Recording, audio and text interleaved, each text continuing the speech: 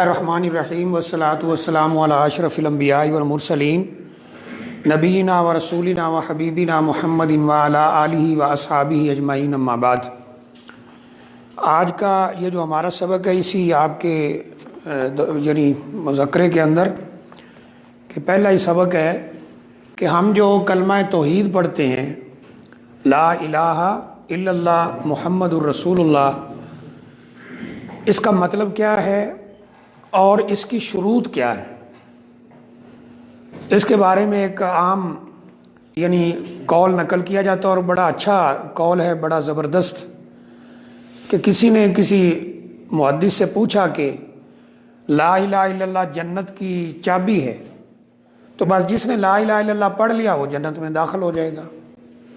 تو انہوں نے بڑا پیارا جواب دیا، انہوں نے کہا کہ کوئی بھی چابی ایسی نہیں ہے جس کے دندانے نہ ہوں، ٹھیک ہے؟ اگر چابی کے دندانے نہیں ہیں تو اس سے تالا کبھی کھل سکتا نہیں۔ تو لا الہ الا اللہ جنت کی چابی ضرور ہے، لیکن اس کے کچھ دندانے بھی ہیں، یعنی اس کے کچھ تقاضے ہیں، اس کی کچھ شروط ہیں، ان کو ہم پورا کریں گے تو پھر جا کر لا الہ الا اللہ اس کا مطلب پورا ہوگا۔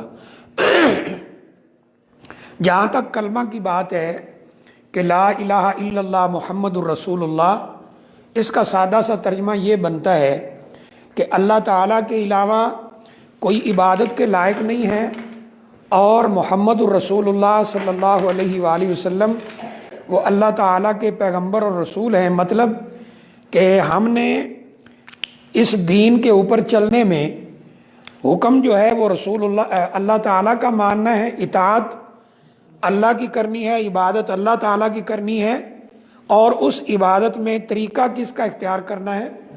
محمد الرسول اللہ صلی اللہ علیہ وسلم۔ اس لیے نبی صلی اللہ علیہ وسلم کی اطاعت کو اللہ تعالیٰ کی اطاعت ہی کہا گیا ہے۔ تو اس کلمے کا یہ مطلب ہے کہ اللہ کے علاوہ کوئی عبادت کے لائق نہیں، اور نبی صلی اللہ علیہ وسلم اللہ کے رسول ہیں، یعنی عبادت ہم اللہ تعالیٰ کی کریں گے، اور اس عبادت کے لیے جو طریقہ اختیار کیا جائے گا، جس طریقے کے اوپر چل کر وہ عبادت ہوگی، وہ محمد الرسول اللہ صلی اللہ علیہ وسلم کا طریقہ ہے۔ تو اب کیا یہ کلمہ پڑھ لینا کافی ہے؟ یعنی صرف ہم پڑھ لیں لا الہ الا اللہ تو کیا یہ کافی ہوگا، جنت میں چلے جائیں؟ اگر یہ بات ہوتی کہ صرف کلمہ پڑھ لینا کافی ہے تو عبداللہ بن ابی کبھی بھی جہنم میں نہ جاتا، کیونکہ وہ کلمہ پڑھتے تھے، منافق کلمہ پڑھتے تھے۔ اور آپ نے عقیدہ کے پیریڈ میں بار بار یہ سنا ہے کہ منافق وہ ہیں جو زبان سے کلمہ پڑھتے ہیں لیکن دل سے اس کا یقین نہیں کرتے۔ منافق وہ ہے جو زبان سے تو کلمہ پڑھتا ہے لیکن دل سے یقین نہیں کرتا۔ آپ کو میں نے بتایا تھا کہ نبی صلی اللہ علیہ وسلم جب مکہ سے ہجرت کر کے مدینہ آئے ہیں تو مدینہ میں دو بڑے بڑے قبائل تھے، اوس اور خزرج، یہ مسلمان ہو گئے تھے، اور عبداللہ بن ابی کو آپ کے آنے سے پہلے یہ امید تھی کہ مدینہ منورہ کی سرداری مجھے ملے گی، لیکن جب یہ قبائل مسلمان ہو گئے تو اسے یہ یقین ہو گیا کہ اب یہ سرداری میرے لیے ممکن نہیں۔ اب اس کے پاس دو راستے تھے، یا تو وہ دین اسلام کا انکار کر کے نبی صلی اللہ علیہ وسلم کے ساتھ لڑائی کرتا، یا پھر اس کا اقرار کر کے اندر ہی اندر اس بات کو چھپا لیتا کہ جب موقع ملے گا میں اپنا کام کر دکھاؤں گا۔ تو لہٰذا اس نے دوسرا راستہ اختیار کیا کہ اوپر سے کلمہ زبان سے ادا کیا لیکن دل سے اس کلمے کا یقین نہیں کیا۔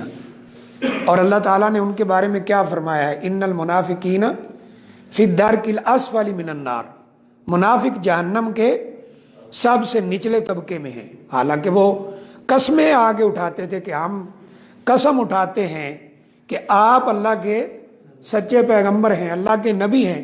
اللہ تعالیٰ نے قرآن میں فرمایا کہ یہ منافق جھوٹ بول رہے ہیں، اور ان کے لیے جہنم کا فیصلہ ہوا۔ تو پھر اس سے ہمیں یہ بات واضح ہو جاتی ہے کہ اس کلمہ کی لا الہ الا اللہ کی کچھ شروط ہیں، ان کو جب تک ہم پورا نہیں کرتے تب تک کلمہ پڑھنے کا فائدہ نہیں ہے۔ تو عام مسلمان کلمہ پڑھتے ہیں، تو اب آپ اس کو تھوڑا تفصیل سے سنیں گے تو بالکل یہ بات واضح ہو جائے گی کہ ان میں سے بعض لوگ ایسے ضرور ہیں جو ان شرائط کو پورا نہیں کرتے، تو لہٰذا ان کو پورا کرنا چاہیے۔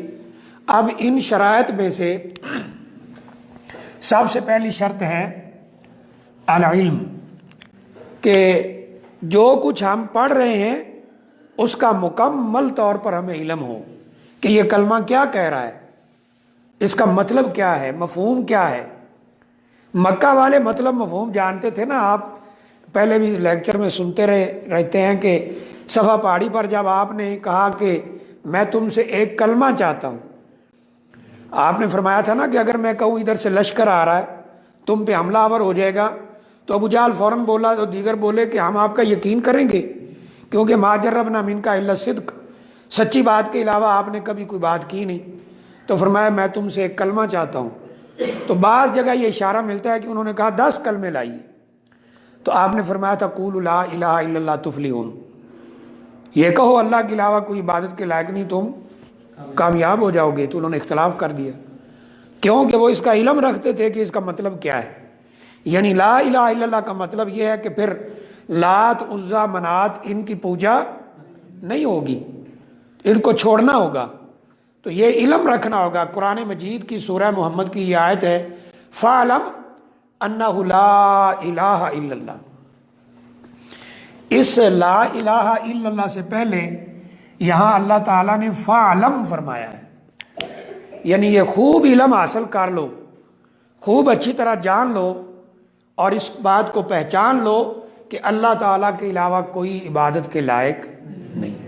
اور آپ سنتے رہتے ہیں کہ عبادت صرف کلمہ نماز روزہ کا نام نہیں ہے، بلکہ عبادت کا دائرہ بہت وسیع ہے۔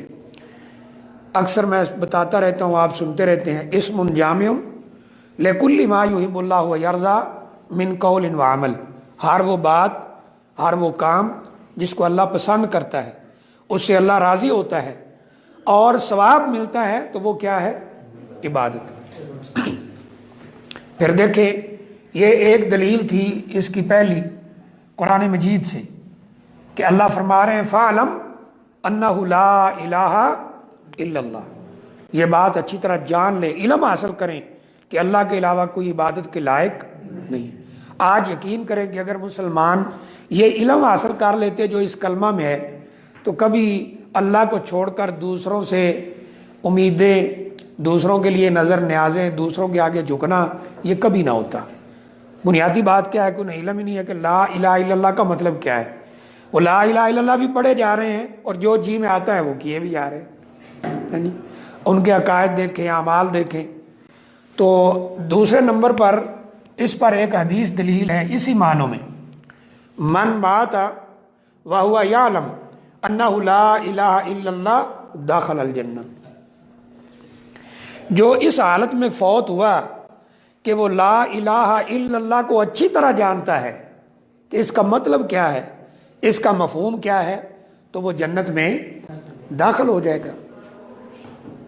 اب جنت میں داخلے کی صورت کیا ہے کہ اگر اللہ تعالیٰ چاہے تو اس کے جرموں کی سزا دے کر جنت میں لے جائے، اور اگر چاہے تو اس کو معاف کر کے جنت میں لے جائے۔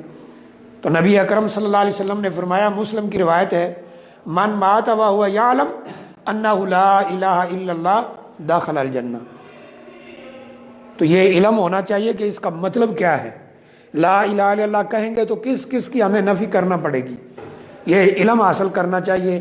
اور آپ عقیدے کا پیریڈ پڑھتے رہتے ہیں، توحید کی قسمیں اور اللہ تعالیٰ کے اسماء و صفات میں قاعدہ قانون، یہ وہ سب یہی تفصیل بتائی جائے گی۔ علم کہ یہ علم حاصل کیا جائے کہ اللہ کے علاوہ کوئی نہیں ہے عبادت کے لائق، وہ اکیلا ہے، ربوبیت میں اکیلا ہے، الوہیت میں اکیلا ہے، اسماء اور صفات میں اکیلا ہے۔ تو یہ بات بڑی تفصیل سے آپ سن چکے ہیں۔ دوسرے نمبر پر اللہ تعالیٰ یہ جو کلمہ ہے اس میں ہمیں کس چیز کا کون سی شرط پوری کرنی پڑے گی کہ اگر ہم کلمہ پڑھتے ہیں اس کے معنی کو جانتے ہیں کہ یہ مطلب ہے تو پھر اس پر یقین بھی رکھیں۔ یقین کیا ہوتا ہے؟ شک کے منافی۔ یقین کسے کہتے ہیں؟ شک کے منافی، یعنی شک کو ختم اور یقین کو لے آئیں۔ یہ ہمیں یقین رکھنا پڑے گا کہ اللہ کے علاوہ کوئی عبادت کے لائق۔ اب دیکھیں، ایک مسلمان لا الہ الا اللہ پڑھتا ہے اور اولاد لینے کے لیے کسی قبر پہ چلا جاتا ہے، تو کیا اس کو لا الہ الا اللہ کا یقین ہے؟ نہیں ہے۔ لا الہ الا اللہ کا اسے یقین نہیں ہے، تو یقین رکھنا ہوگا اس پر۔ اس لیے اللہ تعالیٰ فرماتے ہیں انما المؤمنون الذین آمنوا باللہ ورسولہ ثم لم یرتابوا، کہ ایمان والے وہ ہیں، اصل مومن وہ ہیں جو ایمان لائے اللہ تعالیٰ پر اور اللہ کے رسول صلی اللہ علیہ وسلم پر، پھر اس میں کوئی شک انہوں نے نہیں کیا، اس میں کوئی شک۔ اور آپ اگر اس پہ غور کریں، اللہ پر ایمان لائے اور اللہ کے رسول صلی اللہ علیہ وسلم پر ایمان لائے، تو یہ کیا بنتا ہے؟ لا الہ الا اللہ محمد رسول اللہ، یہی اس کا مطلب ہے۔ اللہ پر ایمان لائے اور اللہ کے رسول صلی اللہ علیہ وسلم پر ایمان لائے، اور پھر کسی قسم کا کوئی شک نہیں کیا، یقین رکھا اس بات پر کہ اللہ کے علاوہ کوئی عبادت کے لائق نہیں ہے۔ یہ ایک حدیث ہے مسلم کی، نبی اکرم صلی اللہ علیہ وسلم فرماتے ہیں جو بندہ یہ کہے اشہد ان لا الہ الا اللہ وانی رسول اللہ، یہ کہے کہ لا الہ الا اللہ وانی رسول اللہ، لا یلق اللہ بہما عبد غیر شاک الا دخل الجنہ، کہ جو شخص یہ گواہی دے کہ اللہ کے علاوہ کوئی عبادت کے لائق نہیں اور میں اللہ تعالیٰ کا رسول ہوں، اور اس حالت میں وہ اللہ تعالیٰ سے جا کر ملے، ملاقات ہو اس حالت میں، اور غیر شاک، اسے اس میں کسی قسم کا کوئی شک نہ ہو، الا داخل الجنہ، مگر وہ جنت میں داخل ہو جائے گا، وہ جنت میں داخل ہو جائے گا۔ اب دیکھیں دعا، اس کی ایک مثال لیں، دعا عبادت ہے کہ نہیں؟ جب ہم نے یہ کہا اللہ کے علاوہ کسی کے لیے عبادت جائز نہیں ہے، اس کا علم بھی حاصل کر لیا، پھر یقین کی باری آئی تو پڑھ رہا ہے لا الہ الا اللہ، اللہ کے علاوہ کوئی عبادت کے لائق نہیں ہے، دعا دوسروں سے کر رہا ہے۔ پھر جب اسے بتایا جاتا ہے کہ بھائی جب تو یہ یقین رکھتا ہے، علم رکھتا ہے، تو اب دعا دوسروں سے کیوں کر رہا ہے؟ دعا تو اللہ کا حق ہے۔ تو پھر کیا سننے کو ملتا ہے؟ آپ بھی سنتے رہتے ہیں، ہماری سنتا نہیں، ان کی موڑتا نہیں، تو اس کا مطلب ہے تجھے کوئی نہیں، یقین کوئی نہیں ہے، پھر ہماری سنتا نہیں، ان کی موڑتا نہیں۔ تو اس لیے یہ جو دوسرا مرحلہ ہے کہ علم حاصل کیا جائے، علم کے بعد پھر اس پر یقین رکھا جائے۔ دیکھیں علم حاصل کرنا اور چیز ہے، یقین کرنا اور چیز ہے۔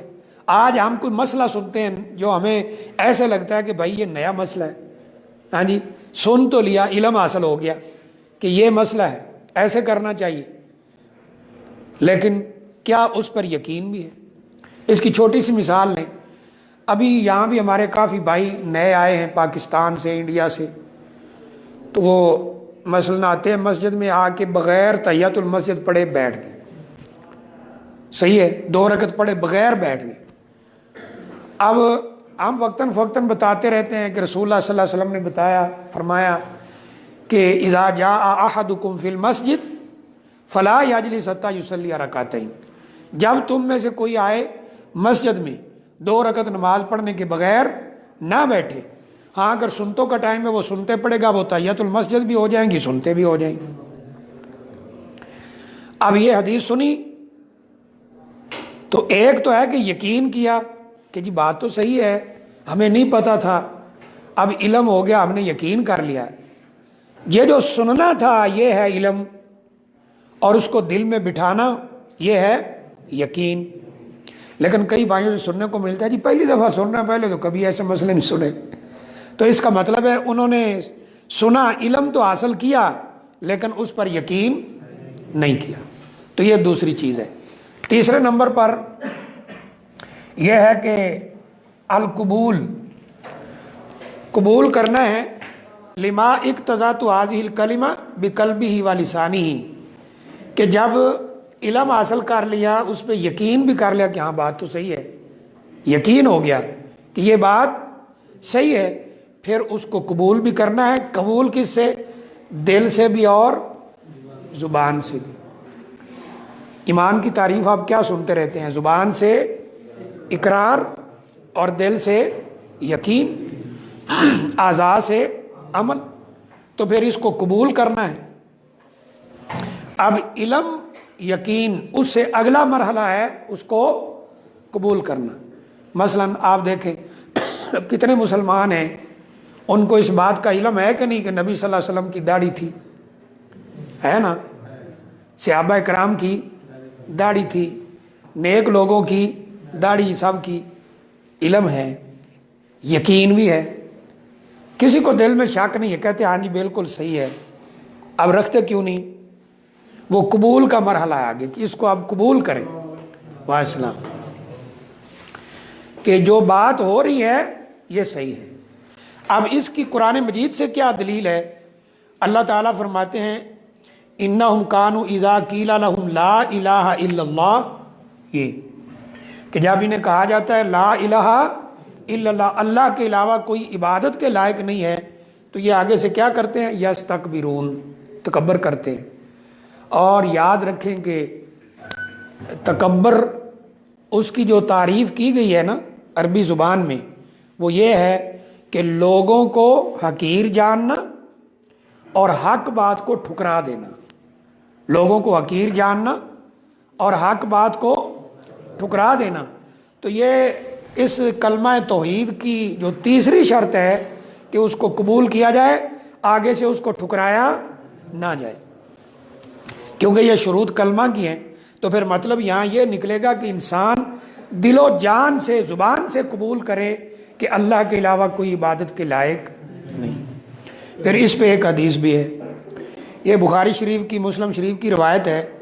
نبی صلی اللہ علیہ وسلم فرماتے ہیں امرت ان اقاتل الناس، مجھے حکم دیا گیا کہ میں لوگوں سے قتال کروں، لڑائی کروں، حتیٰ یقول لا الہ الا اللہ، حتیٰ کہ وہ اپنی زبان سے کیا کہنا شروع کر دیں؟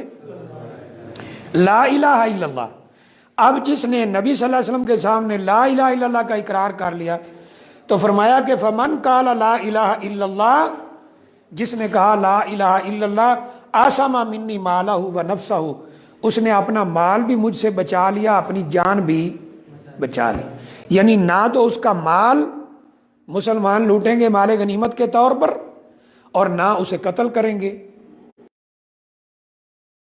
اس کا مال، اس جان محفوظ ہو گیا ہے. الا بحق الاسلام، مگر کوئی اسلام کا حق ہو جس میں اس کی جان بھی لینا پڑے، جیسے کسی کو قتل کر دیا، یا مال لینا پڑے، جیسے مال کسی کا دبایا ہوا تھا تو اب اس سے اسلامی حکومت یا عدالت وہ لے کر حقدار کو حق دے. اب اس پہ غور کریں کہ جس نے اپنی زبان سے کہہ دیا لا الہ الا اللہ، اس کا مال بھی محفوظ ہے، اس کی جان بھی محفوظ ہے. کیوں؟ کہ وہ زبان سے کہہ رہا ہے. دلوں کا حال اللہ جانتا ہے، دلوں کا حال اللہ جانتا ہے. تو اس کو قبول بھی کرنا ہے لا الہ الا اللہ کو. ٹھیک ہے جی، یہ 3 شرطیں ہوگی. چوتھی شرط کیا ہے؟ یہ ہے الانقیاد. الانقیاد والاستسلام لما دلت علیہ هذه الکلمہ. جب آپ کو علم ہو گیا اس کلمے کا، یقین بھی ہو گیا، اسے قبول کر لیا. آج ایک بندہ یہاں مسلمان ہوتا ہے، مثلا اسے بتایا جاتا ہے، علم دیا جاتا ہے کہ بھائی اسلام کا کیا مطلب ہے. ہم اسے بتاتے ہیں کہ بھائی اسلام کا مطلب یہ ہے کہ اللہ کے علاوہ کوئی عبادت کے لائق نہیں ہے، اور نبی اکرم صلی اللہ علیہ وسلم اللہ کے آخری پیغمبر ہیں. اور اگر کوئی عیسائی ہے تو اسے بتاتے ہیں ساتھ کہ حضرت عیسیٰ علیہ السلام بھی اللہ کے بندے اور اللہ کے رسول ہیں، اللہ کے بیٹے نہیں ہیں. یہ اس کو علم دے دیا، بتا دیا، سمجھ آ رہی ہے؟ اب اس کو جب یقین ہو جاتا ہے کہ ہاں بات تو صحیح ہے، اللہ کا کوئی بیٹا نہیں ہے، اللہ کی کوئی بیوی نہیں ہے، اب کوئی پیغمبر دنیا میں نہیں آئے گا، یہ یقین اس کو ہو گیا، اب وہ اس کو قبول کرتا ہے کہ ٹھیک ہے میں مسلمان ہونے کے لیے تیار ہوں، مجھے کلمہ پڑھاؤ، اس کو کلمہ پڑھا دیا، یہ اس نے قبول کر لیا۔ یہ مرحلہ وار سمجھ آ رہے ہیں نا آپ کو، سٹیپ بائی سٹیپ، پہلے علم، پھر یقین، پھر اس نے قبول کیا۔ اب انقیاد کا کیا معنی ہے؟ اپنے آپ کو پھر اس کے بعد دین کے لیے، اسلام کے لیے، اللہ تعالیٰ کی عبادت کے لیے جھکا دینا، بس اب کسی اور کی عبادت نہیں ہوگی۔ انقیاد والاستسلام لما دلت علیہ ہذہ الکلمہ، کہ یہ کلمہ جس چیز کے اوپر دلالت کرتا ہے اس کے لیے اپنے آپ کو جھکا دینا۔ ایک بندہ پہلے ہنومان کی پوجا کرتا تھا، دیوتا کیا ہوتا ہے، ناگ دیوتا کی پوجا کرتا تھا، کالی دیوی کی پوجا کرتا تھا، گاؤ ماتا کی پوجا کرتا تھا، اس کو بتایا گیا، علم حاصل ہوا، اس کو یقین آ گیا، قبول کر لیا۔ اب وہ اس کے بعد اس کلمے کے سامنے نہ جھکے تو اس کا اسلام صحیح نہیں ہے، اس کا اسلام صحیح نہیں ہے۔ اپنے آپ کو اس کلمے کے لیے جھکا دے جو یہ کلمہ کہتا ہے۔ اس لیے اللہ تعالیٰ نے قرآن مجید میں کیا فرمایا؟ وَأَنِيبُوا إِلَىٰ رَبِّكُمْ وَأَسْلِمُوا لَهُ، اپنے رب کی طرف رجوع کرو اور اس کے لیے جھک جاؤ، اس کے فرما بردار بن جاؤ۔ اسلام کہتے ہی اسے ہیں، اسلام کا معنی ہے فرما برداری والا دین، مسلم کا معنی ہے جو اپنے آپ کو اللہ تعالیٰ کی مرضی کے سپرد کر دے، اسے مسلمان کہتے۔ تو یہ اللہ تعالیٰ نے قرآن مجید میں فرمایا کہ اس کے لیے اپنے آپ کو جھکا دینا۔ اور یہ کہا جاتا ہے نا کہ لا اکراہ فی الدین، لا اکراہ فی الدین، دین میں زور زبردستی نہیں ہے۔ تو یہاں مطلب یہ ہے کہ کلمہ پڑھنے سے پہلے تو کوئی زور زبردستی نہیں، کوئی ہندو ہے، عیسائی ہے، اس کو ڈنڈے کے زور پہ تو ہم نہیں مسلمان کر سکتے، لیکن اگر وہ مسلمان ہوتا ہے تو پھر اس کو دین اسلام کے امور کے لیے، اللہ تعالیٰ کی عبادت کے لیے، صرف اللہ کی عبادت کے لیے جھکنا ہوگا، صرف اللہ کی عبادت کے لیے جھکنا ہوگا۔ تو یہ ہے الانقیاد، یعنی اپنے آپ کو دین اسلام کے لیے جھکا دینا۔ اس کے بعد پھر یہ اگلا مرحلہ ہے، پانچویں شرط ہے، اور وہ ہے الصدق، جو کہ جھوٹ کے منافی ہے، یعنی سچائی جو جھوٹ کے منافی ہے، کہ انسان اس کلمے کے اوپر سچے دل سے عمل پیرا ہو جائے۔ ٹھیک ہے، اللہ تعالیٰ نے قرآن مجید میں یہ فرمایا ہے وَلَقَدْ فَتَنَّا الَّذِينَ مِن قَبْلِهِمْ فَلَيَعْلَمَنَّ اللَّهُ الَّذِينَ صَدَقُوا وَلَيَعْلَمَنَّ الْكَاذِبِينَ، کہ اللہ تعالیٰ نے آزمایا لوگوں کو تاکہ پتہ چلے، اللہ کو تو حالانکہ پتہ ہے، یعنی اللہ تعالیٰ ایک حجت قائم کرنا چاہتے ہیں کہ کون سے لوگ سچے ہیں صادقو، اور کون سے لوگ الکاذبین جھوٹے ہیں، کون سے لوگ سچے ہیں اور کون سے لوگ جھوٹے۔ اما عائشہ رضی اللہ تعالیٰ عنہ پہ تہمت لگی تھی نا، پتہ ہے نا، اللہ تعالیٰ قرآن میں کہتے ہیں تم اسے اپنے لیے برا سمجھ رہے ہو، یہ تمہارے لیے بہتر ہے۔ یعنی عجیب بات ہے کہ اما عائشہ رضی اللہ تعالیٰ عنہ پہ تہمت لگی، صحابہ کرام پریشان، نبی صلی اللہ علیہ وسلم پریشان، پورا مدینہ پریشان۔ اللہ کہتے ہیں بہتر ہوا ہے۔ وہ بہتر کیسے ہوا تھا؟ کہ جو لوگ اوپر اوپر سے اسلام کے ساتھ چل رہے تھے، انہوں نے جب یہ تہمت کا سنا تو فوراً اما عائشہ رضی اللہ تعالیٰ عنہ کے خلاف باتیں شروع کر دی۔ اس سے پتہ چل گیا کہ سچے مسلمان یہ ہیں اور اوپر اوپر سے کلمہ پڑھنے والے یہ ہیں۔ اللہ بھی قرآن میں کہتے ہیں نا کہ بعض دفعہ تم ایک چیز کو اچھا سمجھتے ہو بل ہوا شر لکم، وہ تمہارے لیے اچھی نہیں ہوتی، اور ایک چیز کو اچھا سمجھتے ہو وہ تمہارے لیے اچھی نہیں ہوتی، ایک کو برا سمجھتے ہو وہ بری نہیں ہوتی۔ اللہ جانتا ہے کون سی چیز اچھی ہے کون سی چیز بری ہے۔ تو یہ سچائی دکھانا یہ بھی اس کلمے کی شرطوں میں سے ایک شرط ہے۔ نبی اکرم صلی اللہ علیہ وسلم فرماتے ہیں ما من احد یشہد ان لا الہ الا اللہ وان محمدا عبدہ ورسولہ صدقا من قلبہ، اپنے دل کی سچائی سے کہہ رہا ہو.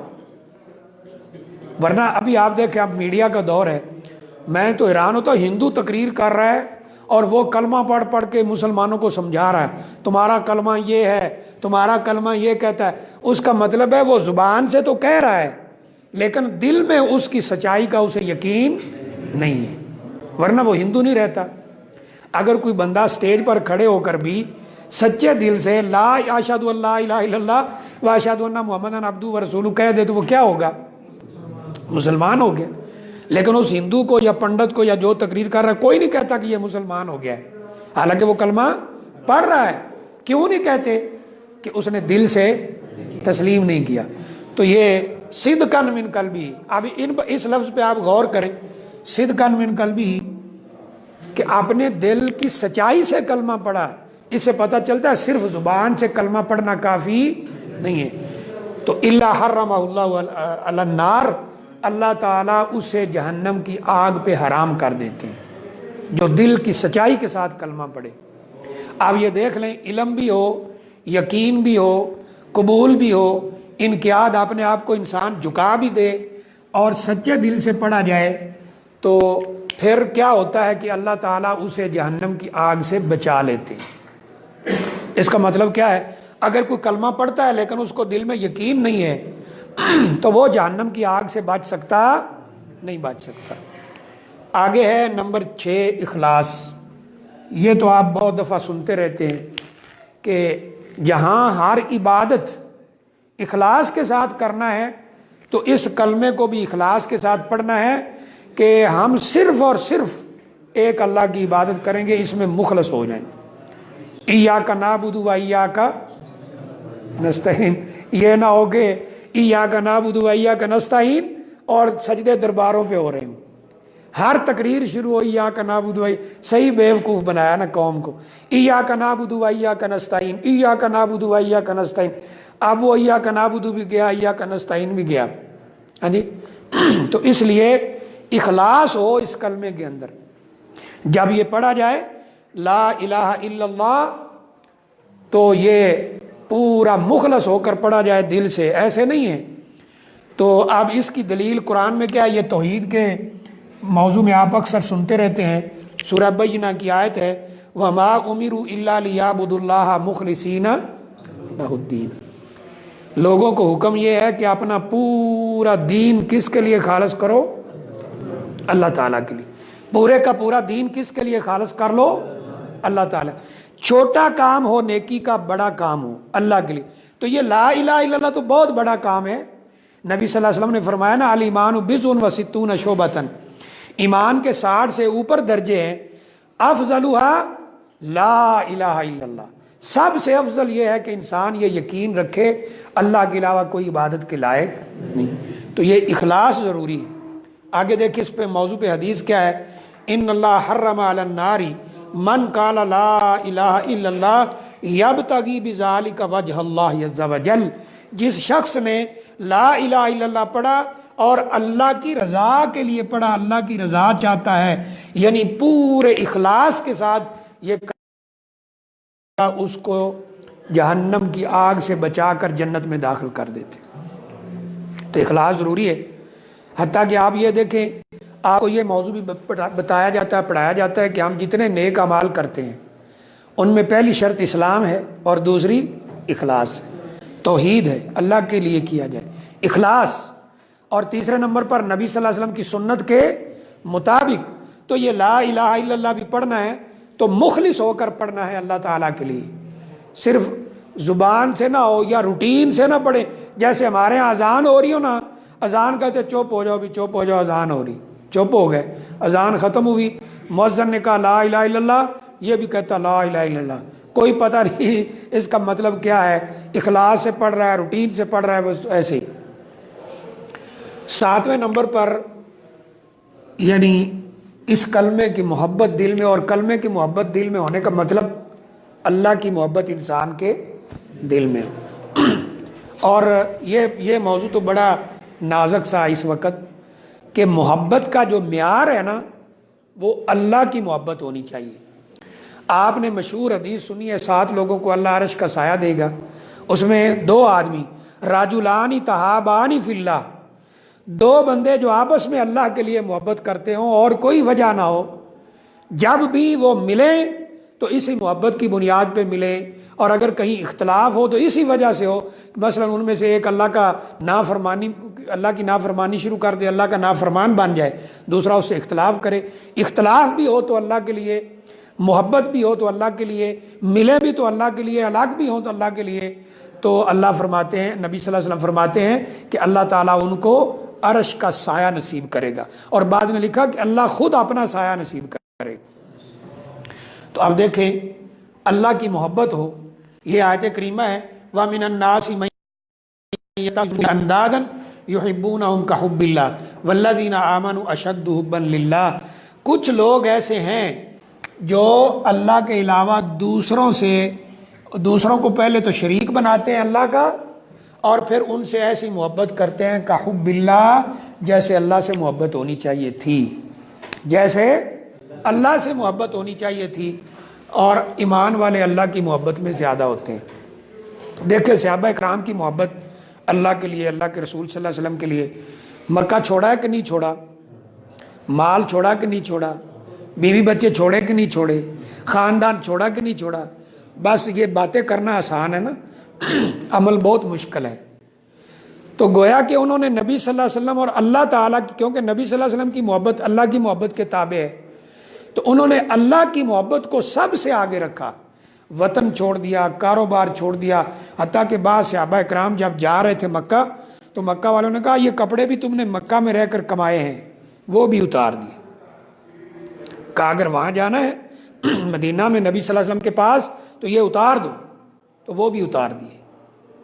حضرت عبد الرحمن بن عوف رضی اللہ تعالیٰ کا نہیں ملتا، ایک بوریے کے اندر گئے، اور کئی صحابہ اکرام کے بارے میں ملتا، تو اللہ کی محبت میں وہ آگے ہیں۔ اب اس پوائنٹ پہ آپ غور کر لیں، آج دنیا میں لوگ اللہ کی محبت کو چھوڑ کر دوسروں کی محبت کے لیے آپ کو لڑتے ہوئے نظر آئیں گے۔ اس کی مثال مثلا ایک خطیب یا کوئی مولوی صاحب تقریر کرتے ہیں، وہ تقریر کے اندر اللہ کی توہین کر دیتا ہے، جب اس کو روکا جاتا ہے تو اس کے ماننے والے کھڑے ہو جاتے ہیں، جی کیا کہہ دیا، جی پھر کیا ہے، یعنی گویا کہ انہوں نے اس خطیب کی محبت کو اللہ کی محبت پر ترجیح دے دی۔ اس طرح معاملہ دوسرا ہے دین کو ماننے کا، کہ جب اللہ اور اللہ کے رسول صلی اللہ علیہ وسلم کی بات آتی ہے تو پھر کہیں گے جی فلاں جو ہے اس کی بات پھر ایسے ہی ہے، تو گویا کہ انہوں نے فلاں کو اللہ اور اللہ کے رسول صلی اللہ علیہ وسلم کی محبت سے آگے کر دیا۔ تو اللہ تعالیٰ یہ فرماتے ہیں کہ جو اصل ایمان والے لوگ ہیں وہ اللہ کی محبت میں شدید ہیں، یعنی مطلب وہ سب سے آگے اللہ کی محبت کو رکھتے ہیں۔ یہ مشہور حدیث ہے بخاری کی اس موضوع پر، ثلاث من کن فی وجد حلاوت الایمان، 3 چیزیں جس بندے کے اندر ہیں نا وہ اس نے ایمان کی مٹھاس کو چکھ لیا، ٹیسٹ، کہ یہ اس کو ایمان کی مٹھاس محسوس ہونا شروع ہو جاتی ہے۔ وہ کون بندہ ہے؟ ایک تو نبی صلی اللہ علیہ وسلم فرمایا کہ جو اللہ اور اللہ کے رسول صلی اللہ علیہ وسلم کو سب سے محبوب رکھے، سب سے، اللہ اور اللہ کے رسول کے خلاف باپ چلے، بیٹا چلے، بھائی چلے، بیوی چلے، کوئی چلے، ان کو سمجھائے بتائے، اگر وہ باز نہیں آتے تو ان کو چھوڑ دے، یہ ہے اللہ کی محبت۔ اور اس پہ بے شمار دلائل موجود ہیں، یعنی اللہ تعالیٰ کے لیے محبت رکھے، اللہ اور اللہ کے رسول صلی اللہ علیہ وسلم کی محبت کو سب سے آگے رکھے۔ اب ہم دیکھیں چھوٹا سا ہمارا مسئلہ ہوتا ہے، شادی ہو رہی ہے نا، تو شادی پہ ہندوانہ رسمیں، موسیقی، گانے، ڈانس، وہ نہ کرو بھائی، تو کہتے ہیں جی برادری ناراض ہوتی ہے۔ تو اس کا مطلب ہے ہم نے برادری کو خوش کر لیا اور اللہ کے رسول صلی اللہ علیہ وسلم کو ناراض کر لیا۔ کیا مطلب ہوا؟ پھر برادری کی محبت کو آگے کر دیا اور نبی اکرم صلی اللہ علیہ وسلم کی محبت اور اللہ کی محبت کو پیچھے کر دیا۔ اور دوسرا جو ہے کہ اس میں دوسری بات جو رسول اللہ صلی اللہ علیہ وسلم نے بیان فرمائی وہ یہ فرمائی کہ یعنی پہلی تھی نا اللہ کے لیے اللہ کی محبت کو آگے رکھے، دوسرے نمبر پر اللہ اور اللہ کے رسول، بلکہ دوسرے نمبر پہ ہے کسی سے محبت کرے تو اللہ کے لیے کرے، کسی سے محبت ہو تو کس لیے؟ اور یقین کریں میرے بھائی، جس بندے کے دل میں اللہ کی محبت ہے نا، اللہ کی صحیح محبت اس کے دل میں ہے، وہ کسی اللہ کے باغی کے ساتھ محبت نہیں کر سکتا، چاہے وہ اس کا قریبی رشتہ دار کیوں نہ ہو، کزن ہو، کوئی اور ہو، بھائی ہو، باپ ہو، بیٹا ہو، بہن ہو۔ اگر جس شخص کے دل میں اللہ کی محبت صحیح طرح سے داخل ہے، وہ اللہ کے باغی اور نافرمان سے کبھی دلی دوستی نہیں رکھ سکتا۔ ٹھیک ہے، ایک رشتہ داری کی حد تک سلام دعا تعلق ہوتا ہے، لیکن دلی دوستی کبھی بھی اس سے نہیں ہو سکتی۔ تو پھر تیسرے نمبر پر اس حدیث میں فرمایا کہ ایمان کے کام اس کو چھوڑ کر کفر میں جانا اتنا مشکل اسے لگے جیسے اسے آگ میں پھینکا جا رہا ہے۔ تو یہ بندہ ہے جس نے ایمان کی علاوت کو پا لیا۔ پھر 8ویں نمبر پر یہ ہے کہ جتنے بھی طاغوت ہیں نا، ان کا انکار کیا جائے، یہ لازمی ہے۔ طاغوت کسے کہتے ہیں؟ طاغوت کے 2 معنی ہیں۔ ہر وہ شخص جو اللہ کا باغی ہو، طغا نافرمانی کو کہتے ہیں۔ حضرت موسیٰ علیہ السلام کے قصہ میں اللہ نے فرعون کے لیے یہ بار بار لفظ بولا ہے، فَإِنَّهُ طَغَى، اس نے سرکشی کی ہے۔ تو جو اللہ کا نافرمان ہے، اور دوسرے نمبر پر طاغوت اسے بھی کہتے ہیں جو اللہ کی طرف سے ہٹا کر بندوں کو اپنی طرف لگائے، یا بندوں کو اللہ سے ہٹا کر بندوں کی طرف لگائے، تو یہ کیا ہوگا؟ طاغوت۔ اس کا انکار ضروری ہے۔ اللہ تعالیٰ نے فرمایا، یہ آیت الکرسی کے بعد الفاظ ملتے ہیں، لا اکراہ فی الدین قد تبین الرشد من الغی۔ آگے کیا ہے؟ فَمَن یکفر بالطاغوت ویؤمن باللہ فقد استمسک بالعروۃ الوثقی لا انفصام لہا۔ کہا جو طاغوت کا انکار کرے اور اللہ تعالیٰ کے قریب ہو تو اس نے ایک بڑے مضبوط کڑے کو تھام لیا ہے۔ اب یہ کیسے ہو سکتا ہے کہ اللہ کے باغی جو ہیں ان کے پیچھے پیچھے انسان چلے، ان کی اطاعت کرے؟ یہ نہیں ہو سکتا۔ یہ کلمہ کی لازمی شرط ہے کہ طاغوت کا انکار کرنا پڑتا ہے۔ اسی لیے تو اس کا پہلا حصہ کیا ہے؟ لا الہ، یہ انکار ہے ہر طاغوت کا، ہر معبود باطل کا۔ پھر آگے فرمایا ہے الا اللہ، تو انکار کرنا ہے۔ اس پہ حدیث کیا ہے؟ من قال لا الہ الا اللہ وکفر بما یعبد من دون اللہ حرم مالہ و دمہ۔